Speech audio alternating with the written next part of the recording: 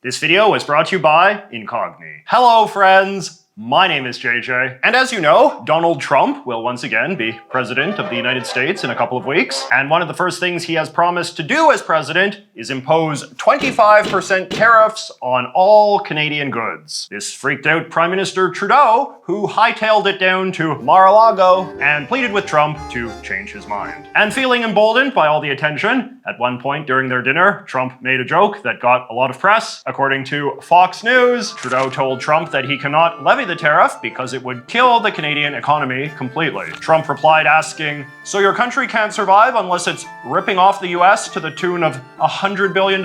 Trump then suggested to Trudeau that Canada become the 51st state, which caused the Prime Minister and others to laugh nervously, sources told Fox News. The idea that Trump wanted Canada to join the US went viral after this story broke, which Trump himself leaned into, posting this picture on social media and giving Trudeau the nickname of Governor Trudeau. As the resident YouTube cansplainer, a lot of people have been asking me what the reaction to all of this has been here in Canada itself, and I have to say, it has been interesting to observe the degree that it's just sort of been shrugged off. Canadians haven't been going like, yes, we should be a state. But they haven't been dramatically outraged either. I feel like the dominant mood, both in the press and on social media, has been mostly detached bemusement. On the one hand, it is mostly obvious to everyone that Trump is just trying to make mean-spirited jokes, with the idea of annexing Canada only perhaps slightly less serious than the idea he floated in his first term of buying Greenland.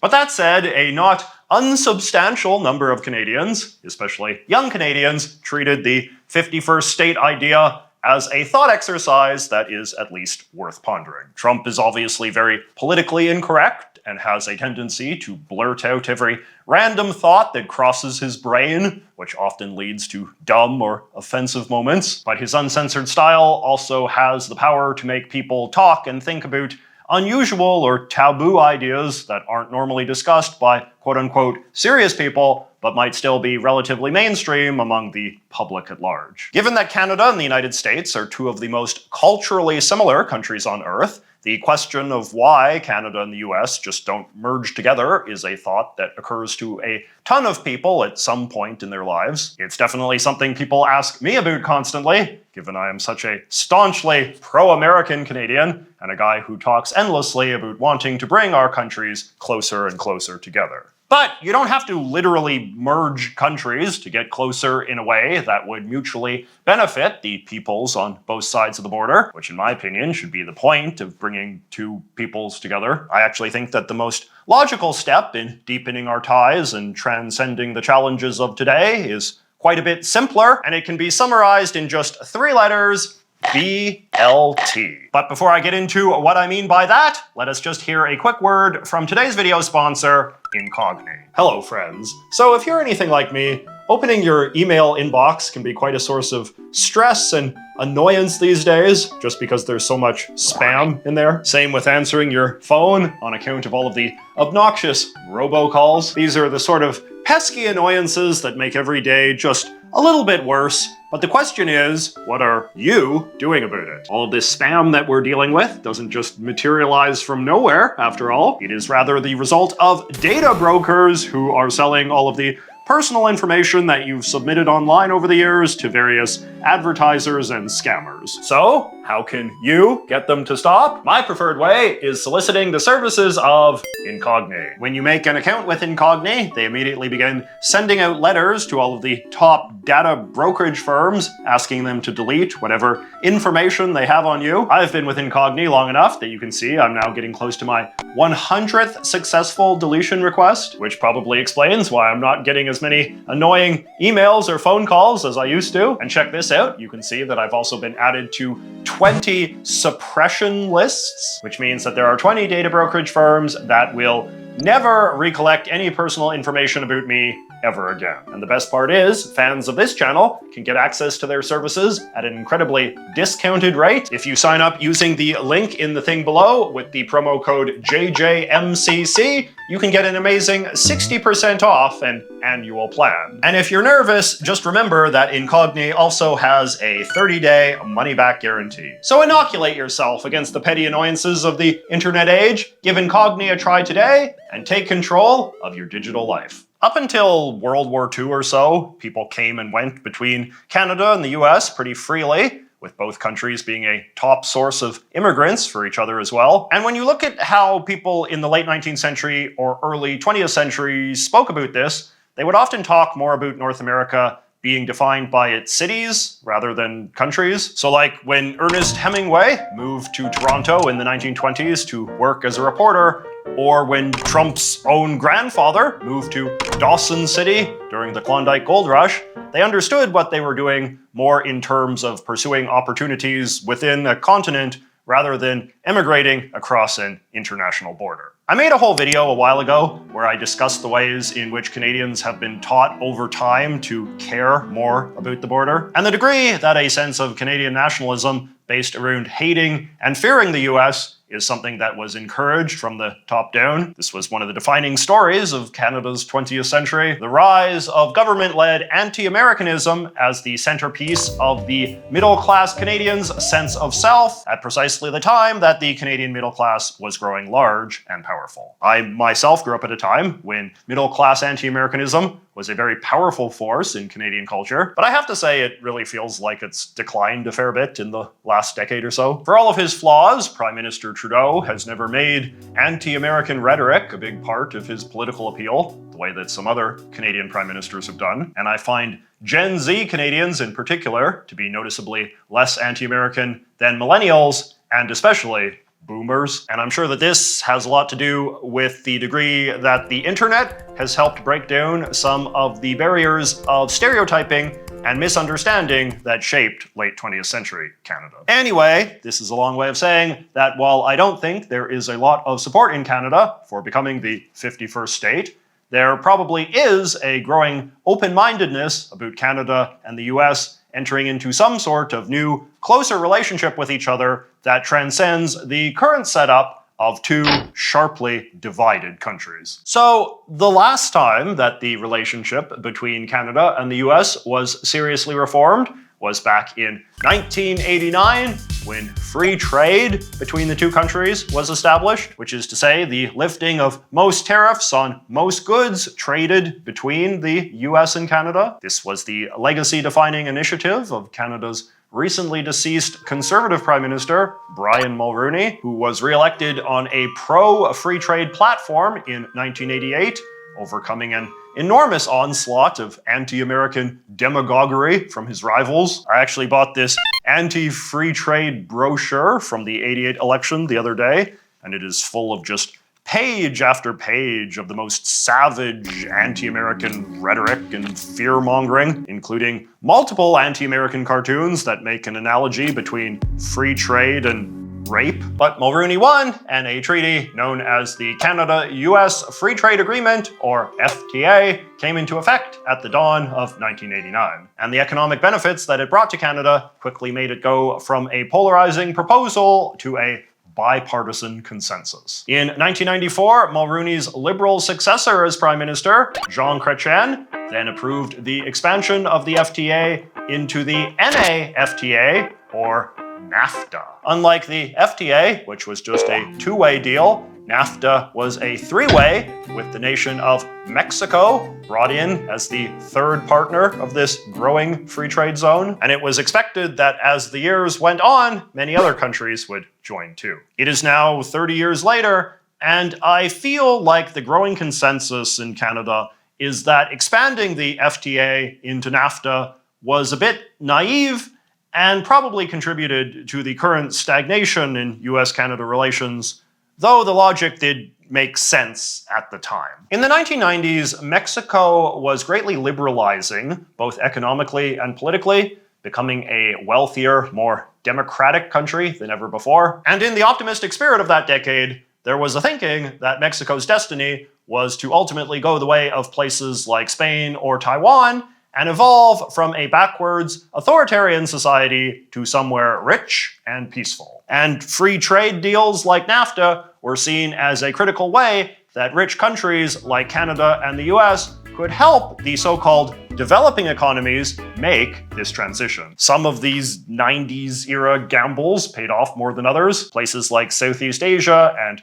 Eastern Europe came out quite well as a result of liberalization initiatives, while places like Russia and China obviously did not. And while Mexico isn't as extreme as those two, it's not a great success story either. Mexico's GDP per capita remains much lower than countries like Poland or South Korea, while its homicide rate is vastly higher than nations like Chile or Argentina. Politically, Mexico has been plagued by a dangerous rise of powerful and violent drug cartels, which has made its leaders more authoritarian in response, as well as created an immigration crisis that has in turn manifested as a crisis at the US border. NAFTA has helped Mexico continue to economically integrate with the US, but Canada-Mexico trade remains vastly more marginal. In contrast to US-Canada trade, which is worth nearly $1 trillion a year, Mexico-Canada trade only represents about $50 billion annually, which puts Mexico closer to one of Canada's second-tier trade partners after the US and China, none of whom, it is worth noting, we have free trade agreements with. Mexico-US relations, meanwhile, have become extremely dysfunctional,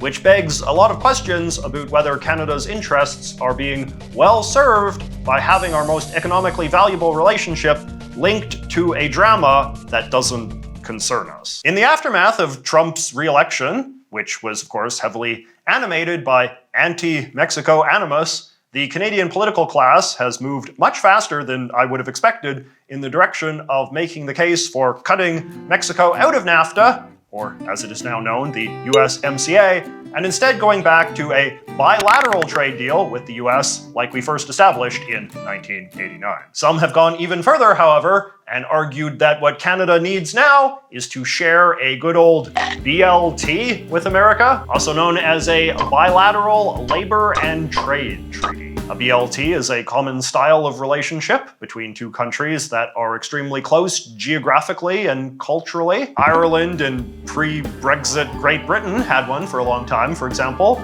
So does Australia and New Zealand. So, the first part of a BLT is that there are no tariffs at all on any goods traded between the two countries. This would be much more liberal than the USMCA, where even now there are many goods like clothing, for example, that are only exempt from tariffs between the three countries if they meet certain quotas or product standards. And there are still some tariffs in place to prop up certain politically powerful domestic industries, most notoriously the Canadian dairy industry. A pure BLT would sweep away all of that and have completely unrestricted trade of all goods across the US-Canadian border for the first time, which would then take that trillion-dollar relationship to the next level. But, more significantly, under a BLT, there would also be, for the first time, completely unrestricted movement of people. In other words, so long as they obeyed local laws, Canadians and Americans could live and work in each other's countries without first obtaining a visa. And this would be a huge boon for both countries in terms of allowing human capital to freely move across the continent, ensuring workers of all sorts could find their ways into cities where their talents could best thrive. Which is just as relevant, if not more relevant, to economic growth and prosperity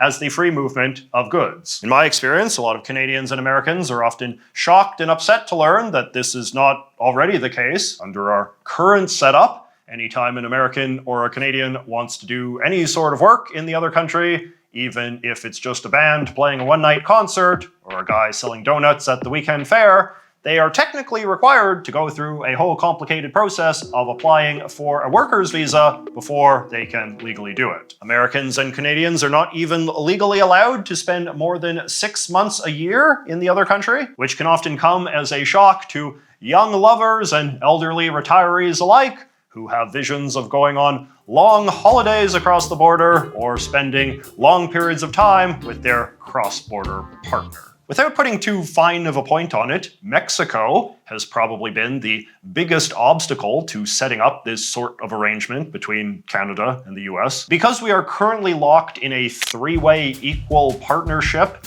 in which anything Canada gives to the US or the US gives to Canada must also be given to Mexico. Every policy tends to regress to the level of what the US and Canada are willing to tolerate from the Mexicans. For instance, since there is clearly no appetite in the US to further open the southern US border to even more unsupervised Mexican immigration, this means that the flow of people from America's northern border has to be tightly controlled as well, in the name of fairness. The same is true for any efforts to further liberalize US-Canada trade. To the extent that Canada and the US have any trade disputes, they tend to be extremely small and technical in nature, and mostly involve allegations that a country's government is giving unfair subsidies to this or that industry. I think this is what Trump means when he accuses Canada of ripping America off. But overall, Canada-US trade is very uncontroversial and smoothly integrated, and consists mostly of the two countries shipping raw materials, energy, and highly skilled labor products to businesses on the other side that need them. Mexico-US trade is quite different, however. Because the Mexican economy remains much more manufacturing-based,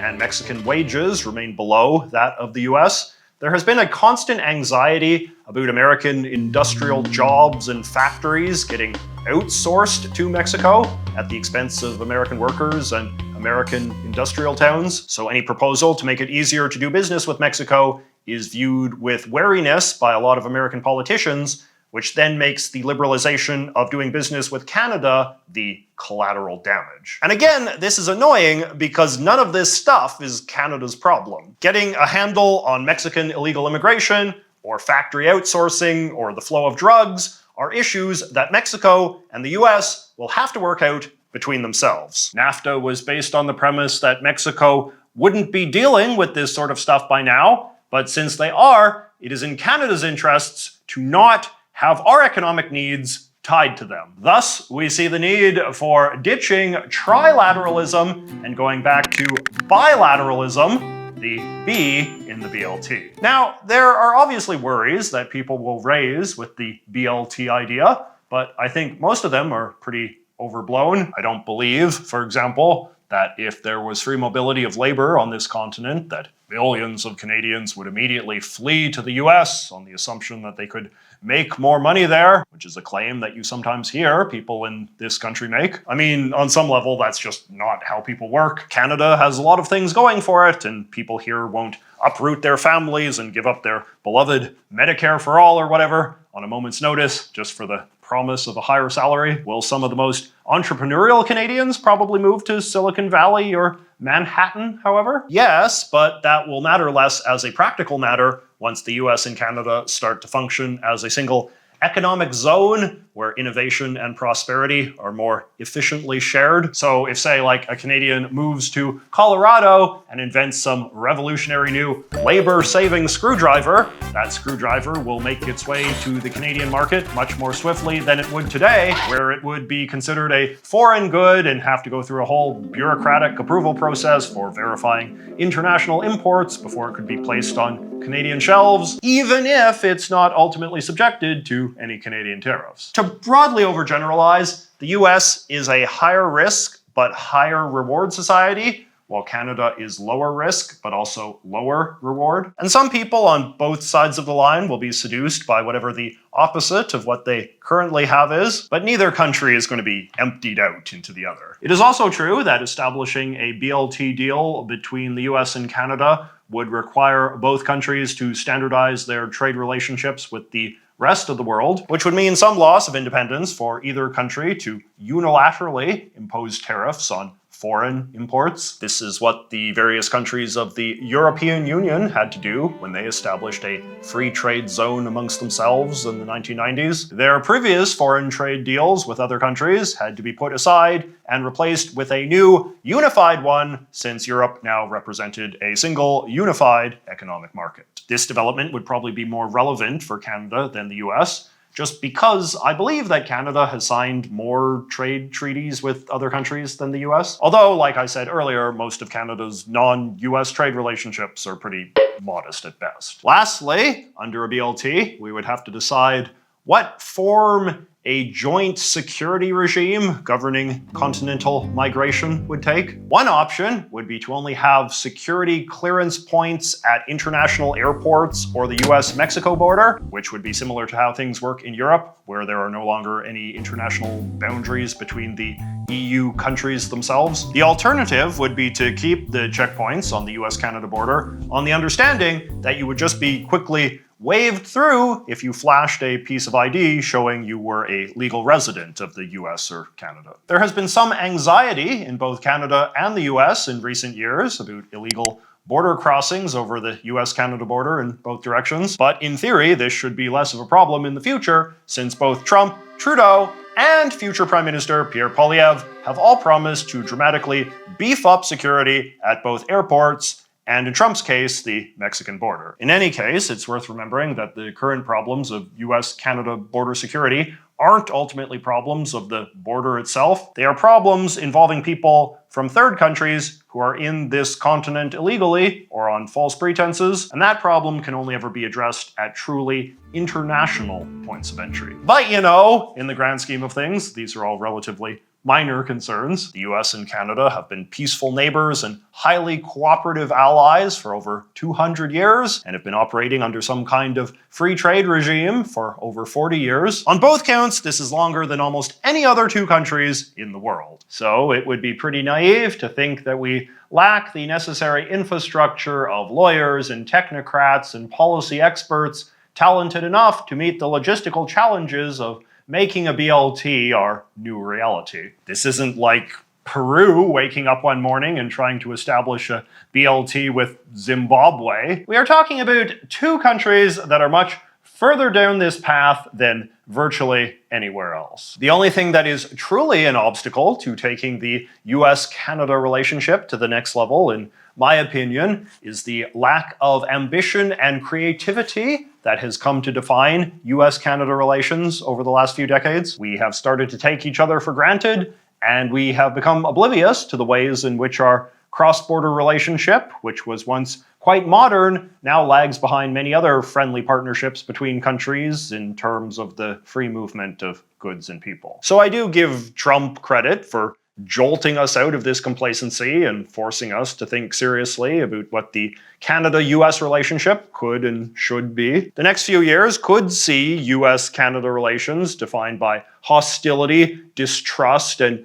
pointless, vindictive tariffs, or they could be defined by an honest effort to transcend the problems of how this continent is currently being run and embrace a new bilateral arrangement that puts freedom and prosperity first. I know which one I'm in favor of, and hopefully our leaders will eventually wind up in the same place.